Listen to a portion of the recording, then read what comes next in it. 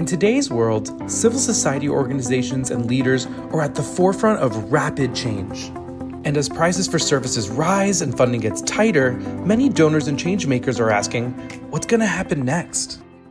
But when we come together, there's a small spark of hope, a reminder that change is still possible.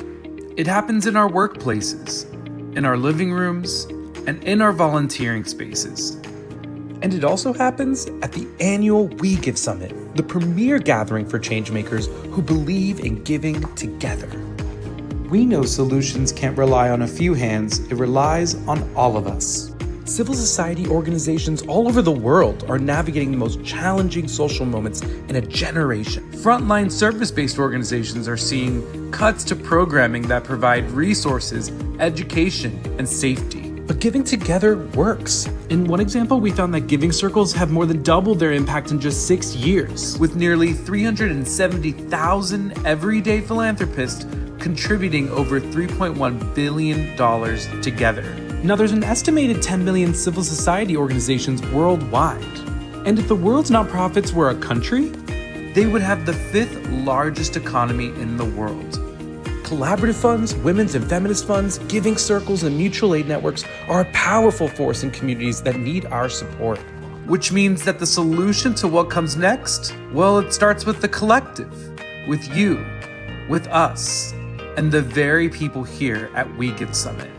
Over the next 3 days filled with curiosity, care, and conversation, remember to ask why you do this and how to show up for one another. We can't wait to see what comes next. Welcome everyone to We Give Summit 2026.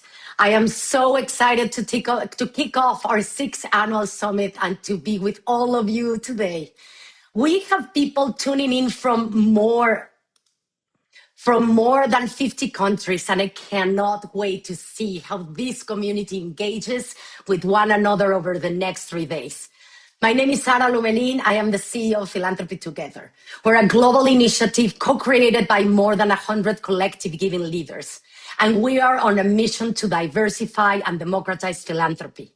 And we believe that when we give together through giving circles, women's and feminist funds, collaborative funds, mutual aid groups, and so many other models, we go further on the issues that matter.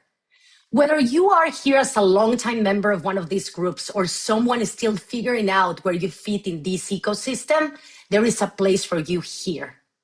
And I want to say that word again, ecosystem. We Give Summit is not about one model, one organization, or one way of giving. It is about our whole field, moving resources with shared power. We are all the connective tissue that can help make systemic change. This year, our conversations will strategize how we support civil society organizations doing the work in times of uncertainty. As we heard in the opening video, fear is being used to make people pull back from the very causes and communities that need them most. But nonprofits are still showing up. So the question for us is, how do we show up for them? I can promise you that while money plays a role, all the money in the world alone won't save us. The answer lies in our beloved community. I want you all to think of why you came to this summit, of why you show up for your community. We all have our whys in this summit, and what I hope is that you will leave with a better idea of how. How do we give in ways that are more relational and less transactional? How do we learn from the people closest to the work? And how do we get creative and find new ways to collaborate with one another? That is the spirit of We Give Summit. We have an incredible lineup, including powerful conversations of why nonprofits actually need, panels led by more than a dozen thought leaders, and opportunities for you to engage with one another. We invite you to show up with compassion, with curiosity, with joy, and with courage, to listen, and to see each other's full humanity. Our community guidelines will be shared in the chat. Before we begin, I want to extend deep, deep gratitude to the 28 volunteers on our We Give Summit Steering Committee. Thank you. Thank you to every speaker, our collective conversation hosts, and to the Philanthropy Together team. Maya, Taisha, Ilyasa, Isis, Jose, Sofia, and Eva. This entire summit could also not be possible without our sponsors. They are the reason We Give Summit can be free and globally available. The O'Brien family, the Bold Training, Fidelity Charitable Catalyst Fund, the Gates Foundation, Global Impact, Grapevine, the Kellogg Foundation, the Latino Community Foundation, the Minneapolis Foundation, Philanos, and the friends who donated to support our summit. And of course, thank you for being here. With that, I am so excited to kick off our summit with a session that shows us why giving together is the boldest way to back nonprofits. Angeline Murimirwa, CEO of CAMFED, Beverly Francis Gibson, CEO of Together Women Rise, and Awo Ablo, President of CoImpact, each show us what it looks like when collective and collaborative giving show up to deeply support civil society organizations. How everybody in collective and collaborative giving have a place here at any level. These three women are mobilizing donors at all levels, from Angeline connecting grassroots resource and support for women and girls in their villages, to Beverly mobilizing women across the US in their giving circle, to Awo helping global funders and high net wealth individuals focus their assets to advance gender equality and women's leadership. Please join me in giving a warm welcome to my dear friend, Beverly, who will get us started. Thank you. Thank you so much, Sara. I am excited and thrilled to be here and want to bring greetings to our host, our guest, and all of you who are attending We Give Summit this week. Wherever you're joining us from in the world, this is what joy feels like. To our community of givers and organizers and innovators and everyday people who believe that generosity is not just an act, but a force. I want to invite you to imagine that you have been invited to a birthday party. And at this birthday party, you were asked not to bring a physical gift. What you were asked was to just bring yourself. And at this birthday party, a hat was passed and we raised $750 US. That money was then donated to an NGO, Women to Women International, and that organization is today celebrating their 30th anniversary. That is the origin of Together Women Rise's story. So for the last 23 years, Together Women Rise has been a trailblazer focused on one mission: to bring together a community of women and allies committed to supporting women and girls in having access. And what does that mean? It means that early on, Together Women Rise understood that equality is a privilege, an exception in many parts of the world.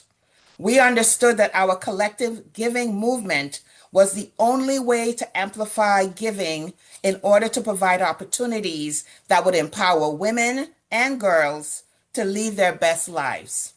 We understood that we needed to be champions for other women and girls who are our sisters globally. Since our inception, we have launched over 1,000 chapters across the United States and Brussels, Belgium. Women come together each month, pooling their resources to support women and girls in other countries. Our global sisterhood and the relationships that have been created by our members and the women and girls globally has been an unintended outcome, but a very much cherished result. We decided early on that our grants would support women and girls in low-income and marginalized communities in the global South, Africa, Asia, Latin America, the Caribbean, and parts of the Middle East. And to date, we've provided over 12 million US in financial support to more than 267 programs in 70 countries. We support ending gender-based violence, maternal and child health, climate justice, women-led businesses, and education. We have supported more than 10 million women and girls, families, and community members, and have empowered and supported those who may not have a voice in their communities. One of the best parts of my role as CEO of Together Women Rise is the ability to tell our grantees that they have been selected for a grant from Together Women Rise. During these tough economic times around the world, we have seen an increase in the number of applications that we are receiving from prospective applicants. Last week, our 2026 cycle opened, and we already have received over 718 applications from countries that have not applied before. So what Together Women Rise has done is that our intention is to make it easy for women to get involved with as much or as little as they like. Because we do not have a set membership amount, our goal is to be an inclusive organization that invites members to give any amount that is meaningful for them. So anyone who donates to Together Women Rise is a member. We engage our members by inviting them to monthly gatherings to learn about our grantee partners, to learn about the issues that we are seeking to address. We hold special events and invite our members to be part of our community by volunteering and giving of their time, talent, and treasure. We host book clubs to deepen the understanding about the issues that we're facing, and we meet the authors who may be also grantees. We also host trips, 2 to 3 trips a year, to visit our partners globally. The lifelong friendships and the bonds that our travelers develop exist well beyond the trips. In a few weeks, I will be accompanying members of Together Women Rise to Uganda to visit our grantees and their families. And I can only hope that many of us who are living in remote countries know that you are supported, that you are seen, and that we're here to support you with your work and your dreams. At this point, it is my pleasure to invite Owl to share her information about the work that CoImpact does around the world. Thank you. Thank you, Beverly. And welcome from me, Awo.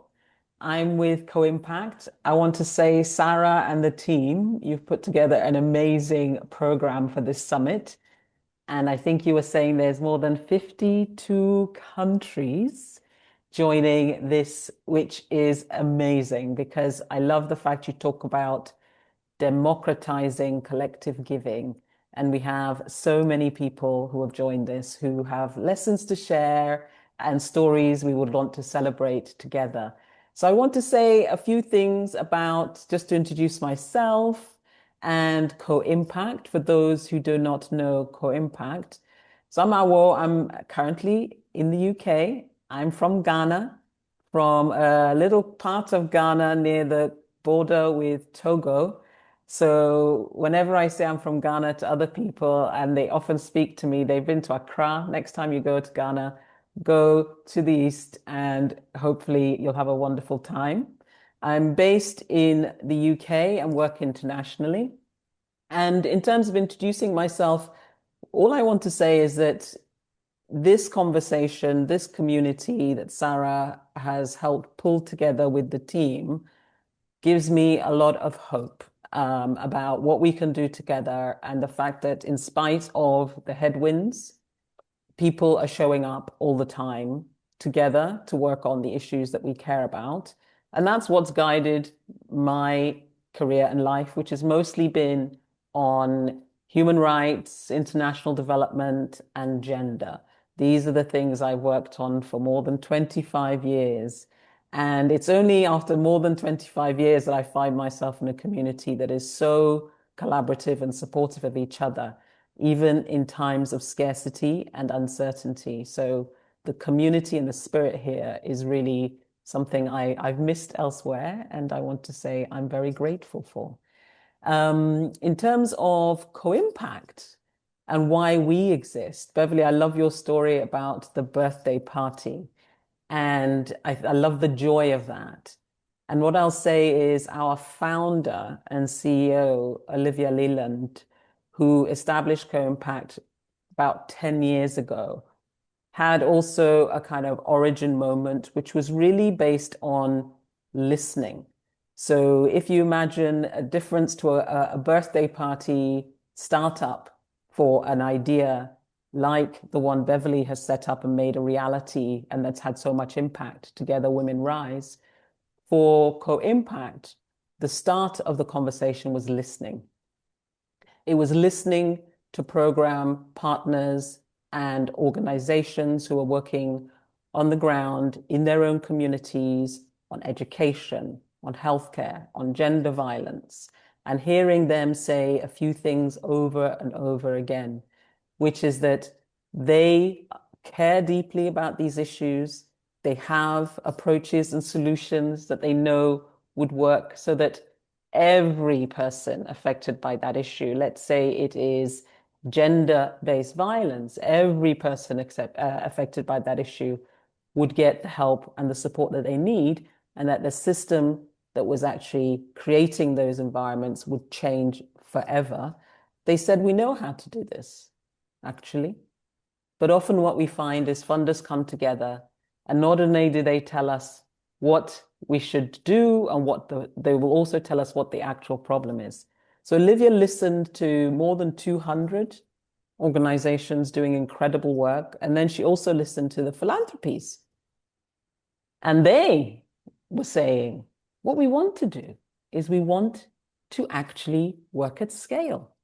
We want to work in a way that everybody affected by an issue is getting the service, the dignity, and the respect that they deserve.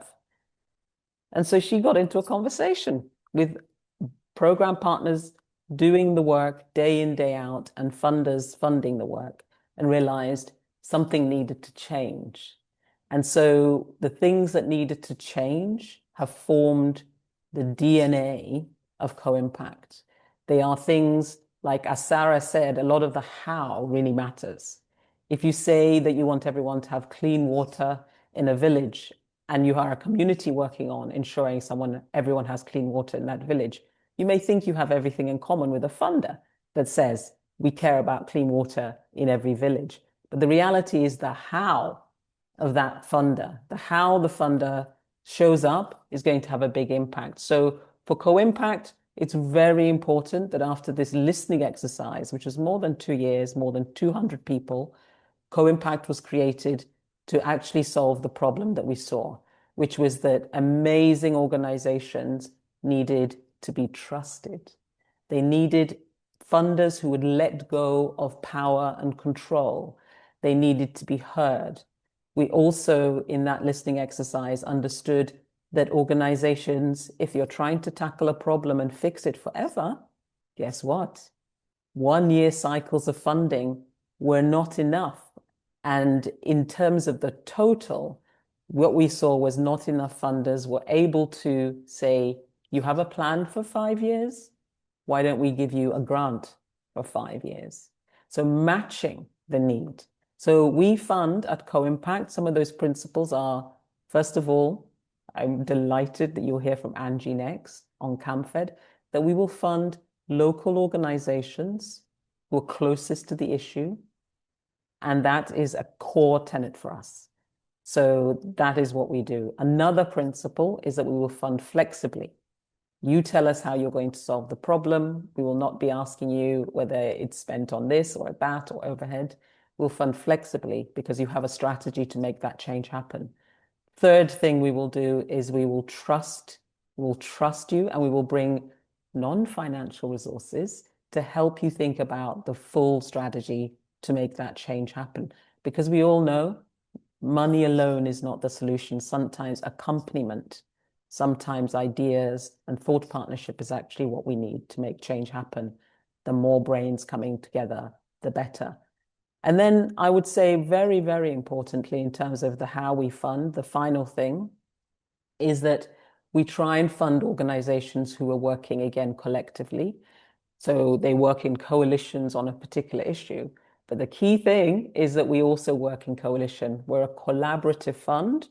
And so when we bring donors together, they come together and they fund an organization. So very practically, what that means is, I was talking to one organization today, instead of writing 12 reports about the funding they're receiving to work on scaling a solution, they're writing one report with us to this community that we've brought together to help support their work. So the how that Sarah talked about is very, very important. So if we get more into that, happy to talk more about it. So that you know, we have also geographic areas. So we focus on Latin America, Africa, and Asia. And we have 8 focus countries that we support because we really want to make a difference in those places. And we know we have incredible and inspiring partners in those 8 countries.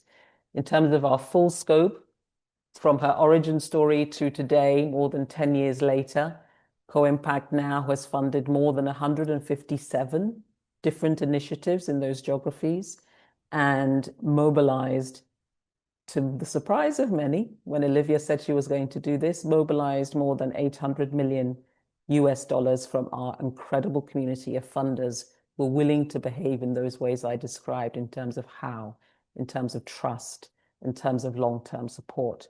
And so we have more than 63 global partners, funding partners coming together to make this change possible. And they are at all levels. Many of them are the significant institutional foundations, but CoImpact is inclusive deliberately because we all learn by acting in community and sharing our learning. So we don't have any thresholds as a collaborative fund. We love and welcome all into our funds so that we can do the job we have, which is predominantly bring the financial and non-financial support that is needed to incredible, inspiring organizations like CAMFED. So with that, I would love to hand over to Angie, who can introduce herself and her organization, CAMFED. Thanks so much. Oh, I will. That's the beauty of coming after both our and Beverly's podcast is that they have already referenced a lot of what we do. So my name is Angeline Murimirwa. My mother named me Angeline. I like Angie. It's shorter and child-friendly, even though I'm not a child anymore. So I'm Angeline Murimirwa. I was born, bred, and raised in Zimbabwe. I'm based from Zimbabwe. I'm CAMFED's Chief Executive Officer. So I'm really grateful for this space and this opportunity. I'm excited to be here and alongside these phenomenal women, sisters, change makers, and change enablers. So at CAMFED, we support girls to go to school, to learn, to thrive, and to lead. We partner with parents, communities, girls across over 10,000 schools. We're currently in Zimbabwe, Zambia, Malawi, Tanzania, Ghana, Kenya. I'm excited to be representing all at CAMFED and beyond today and to speak to collective giving because we breathe and love this. I'm in a very unique position today because not only am I personally, not CAMFED, am I personally a product of collective giving, but also I work for CAMFED, which has received funding from both Beverly and ours. So I will try and enrich both areas. So let me just talk about me being a product of collective giving. So CAMFED deliberately chose to partner with my community to keep me in school. Together with the 9.3 million children supported by CAMFED to that, to go to school, we are evidence that when done right, collective giving works. The magic word is done right. And Ao, you talked a lot about how, right?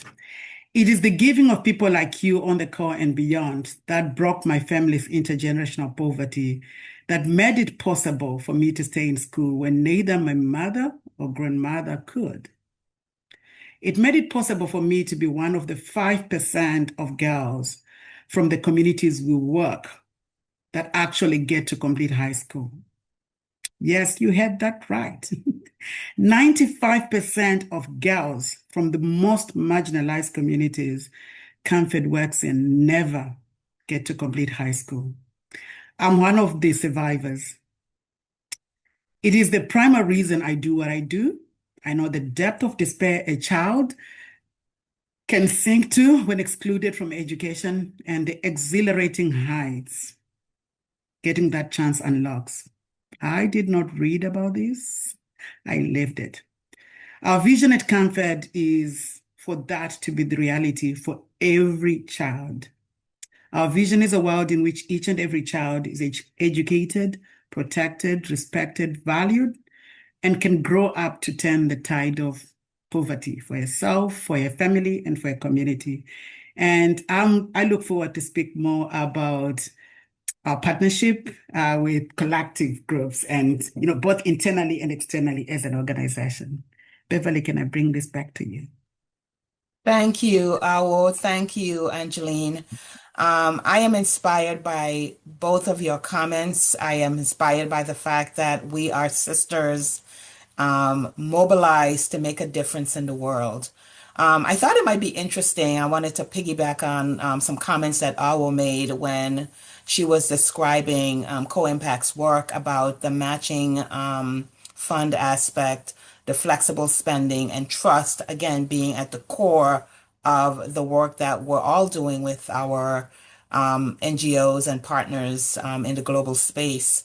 Angeline, did you find that in the work that you're doing, that those are also central to CAMFED's longevity and support?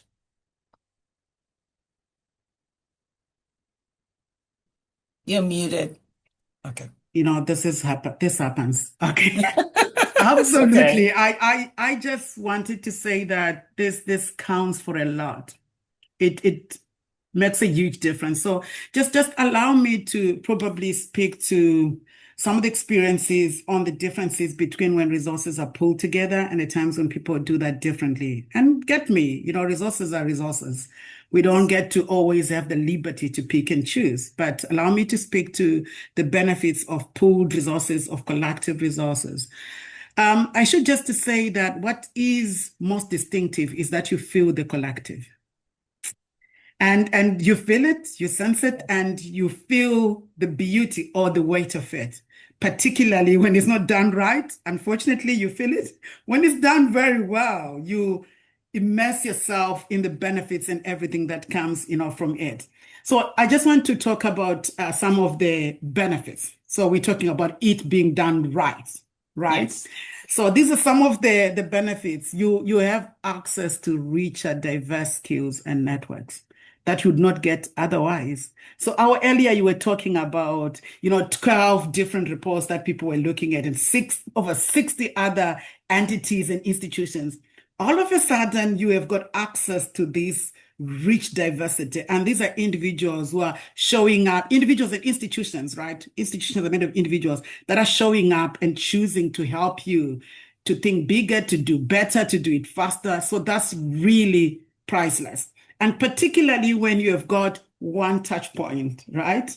I always go to when it's done right. It's always beautiful to be able to get all those benefits.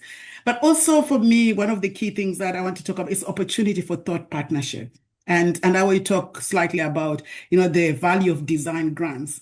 And I'll leave you to talk detail about that, but I just want to be able to say for us as an organization, and particularly for the senior executive, just the space and the time that grants you to think about it, because the reality is that you are so busy doing and so busy trying to fundraise, and in some cases trying so hard to prove that you know the problems that you're talking about and that you know the solution that solves it. So to have an opportunity to have a design grant, which is like just, almost like buying back your thinking space, your time to go deep, go wide, go loud with all these other external inputs, and it's rich. That's another thing that I just want to say, that there is opportunity for thought partnership. But it also, I just want to say at times it's from the collective, right, the collaborative, but also it's from the community of practice that comes from it. So access to other grantees at times who are struggling with the same issues, Mhm. or found a better way to do it, or found something that you could, with a bit of makeup and all of that could work in your context. So it's always celebrated that. And then the third thing, and how I think you had my notes in mind, is just how it reduces your workload when the reporting is compact. And because particularly there is with collaboratives, the tendency to go for the outcome, for the change that you want to see, more than just for attribution of a particular entity. And that counts for a lot because you all then get to focus on the actual work, on the mission that you need to do, rather than, did I get core impact to look good? Did I get together women rescue? It's not that. It is about the issue. It is about moving that forward. So just those are some of the three things that I could think about that comes from collaborative. But I just want to overemphasize that it has to be done right to feel that, because the opposite is true when it's not. You just feel that trebled, quadrupled if it's done right. And you guys do it very well, so that's not for you. Thank you. Awa, would you like to add anything to Angeline's comments about doing it right, providing space for our nonprofit leaders to think and to dream even, because many times they have a concept, but they don't have funding to make it happen. Yeah. Thank you, Angie. Thank you, Beverly. I think, Angie, you put it so beautifully and across so many different themes. It's more just to say, as we talk about some of these lessons that we've learned by doing, Yes. that let's also be humble and know that where we are now is not where we started. We learn, we improve, especially if we listen. And so what I want to say is anything I say, don't be like, oh, this is the full package. It was always like this. We continue to learn and to listen. So I just want to say one thing about the design phase, because I had personal experience of it when I joined Co-Impact last year. I was invited. It was like, you can come to Kenya. We have 12 organizations who are at the beginning of their journey from Latin America, Africa, and Asia, beginning of their journey with Co-Impact. Sometimes the first time they've been funded by a collaborative. And I was like, yeah, great. I get to see 12 amazing organizations and leaders like Angie in 1 week without many flights. This is fantastic. Let me go. And I welcomed people on the first in a welcoming circle where we could all see each other. And many of these organizations, 12 of them, brought their board chair, the CEO, and the director of programs. That was like the common strand. And I listened to them over breakfast before we did the opening circle. And I had this big speech I was going to do about the USAID cuts and this and that and ECD and how much funding goes to women-led organization. I was like, forget this. What I wanted to say to them was, you have time to breathe this week. And this week is to kick off our design phase. So I just want to say that when we talk about these lessons we've learned, anyone on this joining us today, know that the heart and the mindset that led us to come up with a design phase can show up in different ways in your own institutions.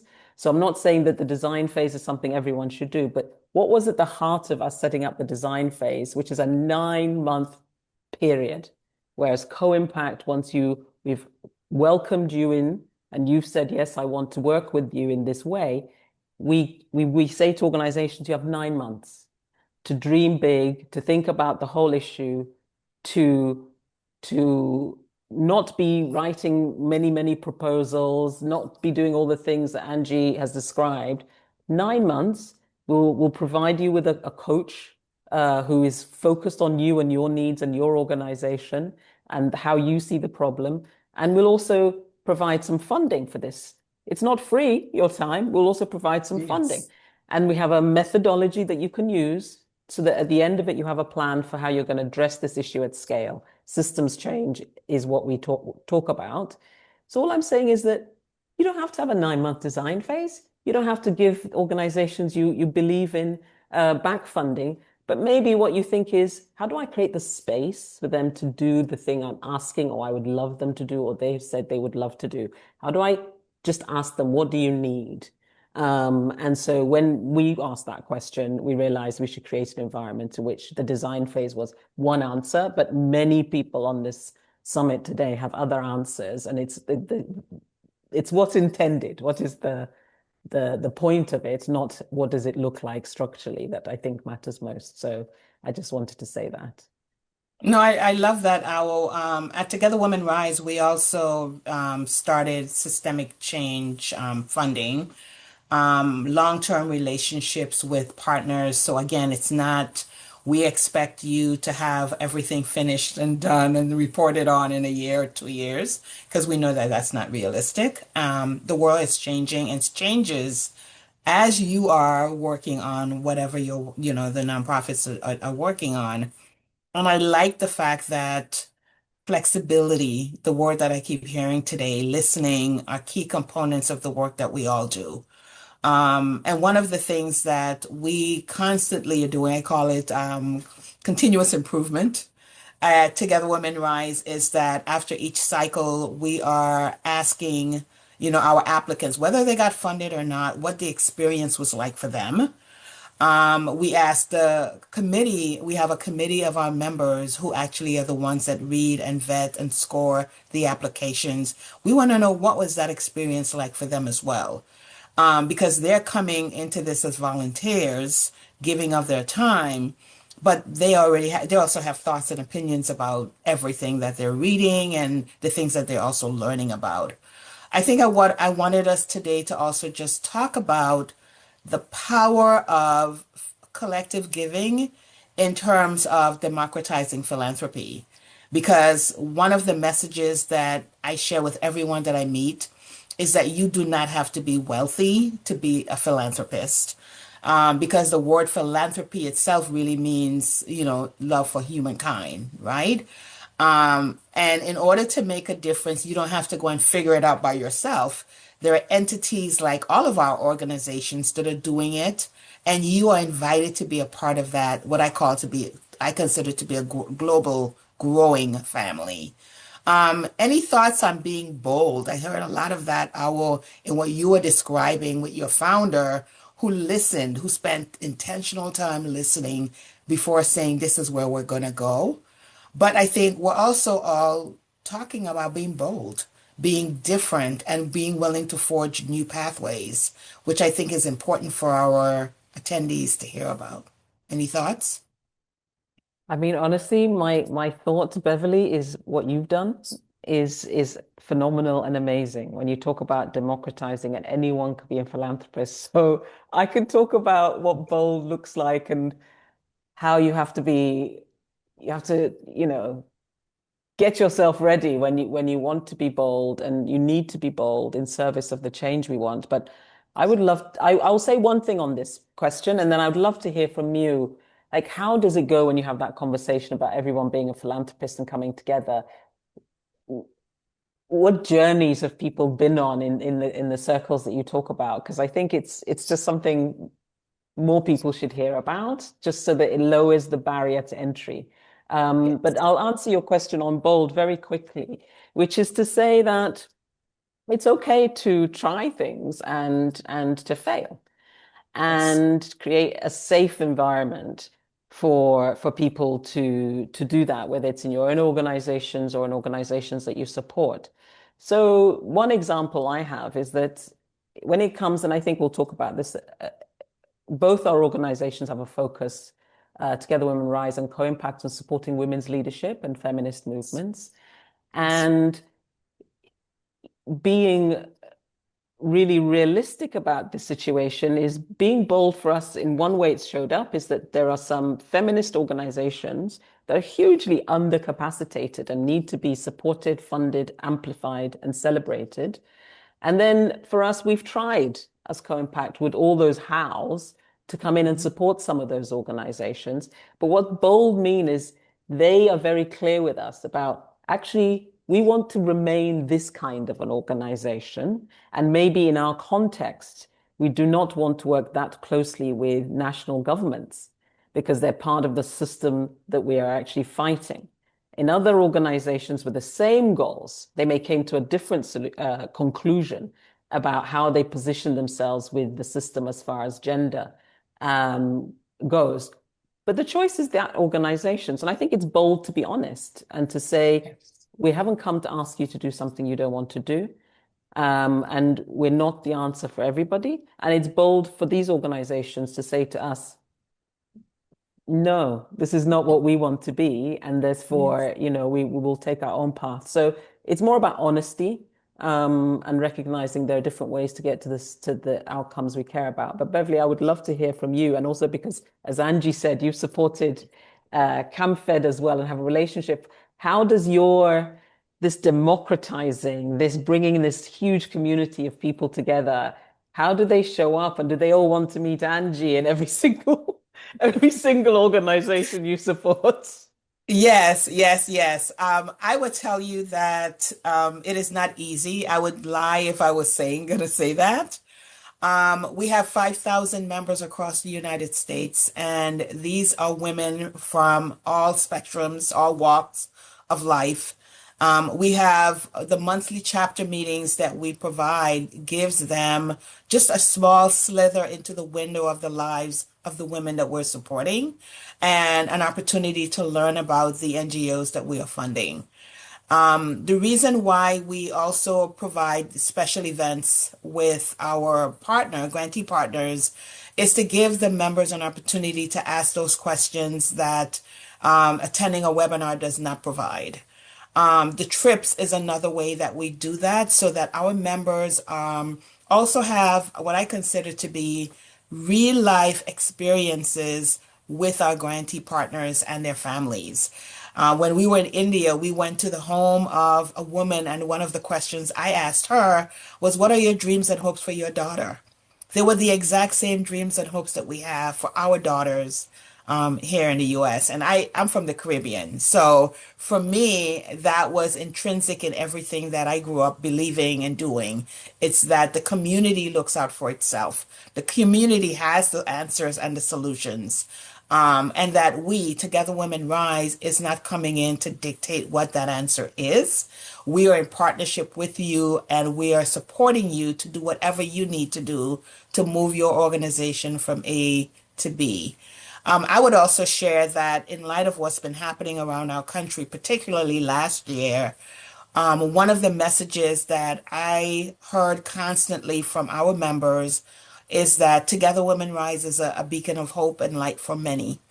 And so our members were all, looking for a place to belong. And one of the consistent messages I hear from members is that Together Women Rise helps me feel like I belong with a group and a family of women that are making changes and trying to do so effectively. Angela and Angie, I definitely want to hear from you. Any thoughts there about the way we work and partner with organizations? We also want to provide technical assistance. We want to provide support that's not just money to our grantees. So I would like to just say a word around democratizing philanthropy and to just share, I think, CAMFED's vision of philanthropy that's emerging on the continent. So just to say that, and I'll give you a bit of a scenario here, because for me, that was the boldness. It was the audacity. So in 1998, the first 400 girls that had been supported through school by CAMFED came together for the first time in the city's capital. And we were the first from our families, from our village, to have gone that far. And when we met together, we were celebrating the fact that we had done it. We've used the opportunity that we got. Look at us now. But one of the things that was real also was that there were no ready jobs available for us to transition into. So, it was like reaching an anticlimax. And I always say that there was a pity party in that room. So, somebody will start crying, and you hear somebody's story and you feel like they're talking about you, and you start crying and whatever. Long story short, we got to the place of, you know what? We are not where we started from. There's something that we can do for the next generation. And for me, that's where the boldness came from, because we just said, what can we do for the other child who is still in school? Because CAMFED was supporting also, like, young ones were just joining, and we're like, we've gone through this, we know the place to go. What can we do to make this smoother and easier and faster for them. And it started with something as simple as just, let me go to my former school and just talk to the girls, but I also just talk to the teachers about things that I felt like they could have done differently, or maybe something that they could have said to me in a better way than they did. This is the challenge of being a pioneer, right? A trailblazer. Everybody is so concerned about not wanting to lose the donor, for lack of a better word, that you carry the whole community's expectations and burden of wanting to keep the donor. So you are reminded at every turn, don't play with this chance. We don't want them to go. So I'm just saying that, so there was this one. Can we go back and just talk to this girl that, if we survived it, you can survive it too. But there's no reason for you to be bruised like us. Can we just be bold and talk at times to those in authority about, because they're now proud of us. They're like, oh, we have passed, we made you pass, everybody wants to be on part of a winning team and to belong, in spite of, threats and whatever that they were giving us in good faith.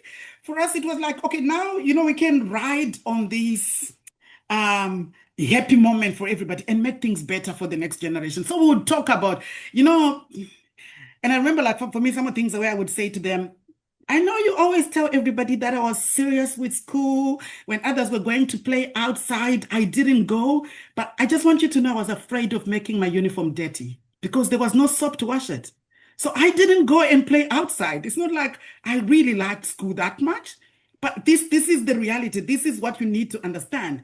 Or actually, when you punished this other one for not coming to school this day, do you know that the mother was ill?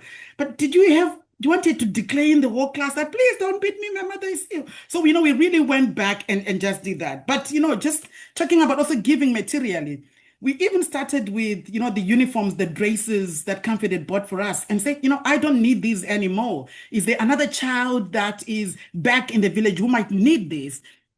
Pens that were not used. I'm talking about writing pens, ink matters, when it is the equivalent of a meal.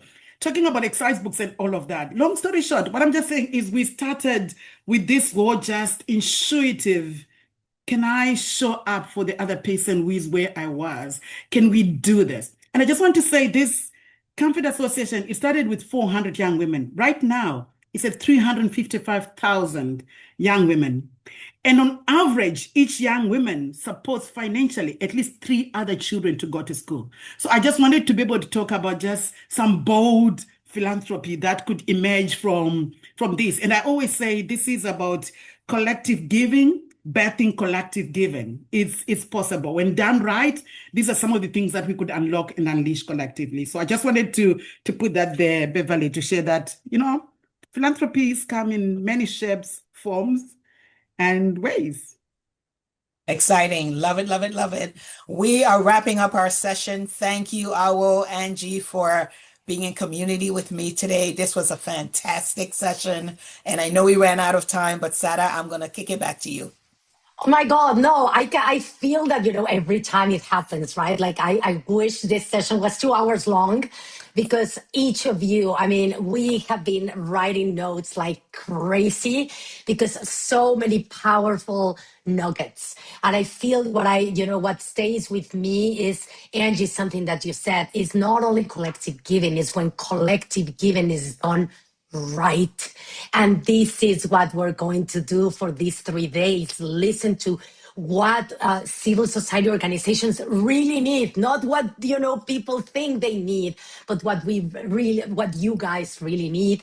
And I loved also to see the sisterhood and how everyone has a place in collective giving. You can be and collaborative giving. You can be a huge institutional funder. You can be, someone in the other side of the world giving a little bit of money or your support or your time, the 5 T's. So thank you so much, Angie, Beverly, and Awo, for being part of this amazing session and for we give Summit off onto, the right way. And yes, we run a little late. So what? I'm just going to give a little bit of announcements before the next session. But thank you so much So, oh my God, what a powerful conversation. And this is exactly the kind of conversation that we hope would set the tone for the summit. So, as we said at the beginning, Give It Together is not just about moving money. It's about building relationships, learning together, sharing power, and strengthening the broader giving ecosystem. So, a few quick reminders. Today's session raffle winner is Heidi Gopichan. Congratulations, Heidi. Ty from our team will send you a message with next steps. Everybody saw that 3-question poll pop up on your screen, so please take a moment to answer because your feedback really helps us make the summit stronger every year. And today's session is just a start, this first session. So keep engaging within Huba, introduce yourself, respond to a discussion, take a picture, connect with someone new. Share your favorite moments on social media using hashtag WeGiveSummit and tag us at Philanthropy Together to reshare your experience. Invite others to register. This summit is free, it's virtual, it's not too late for people to join us. We have more than 1,200 people already registered. Don't worry if you miss a session. All the recordings will be available within 48 hours. And thank you again for being here, for bringing your questions, your energy, your commitment to giving together. And next up, join us for a session called The True Cost of Impact, Funding What Nonprofits Actually Need, starts in 7 minutes. See you there.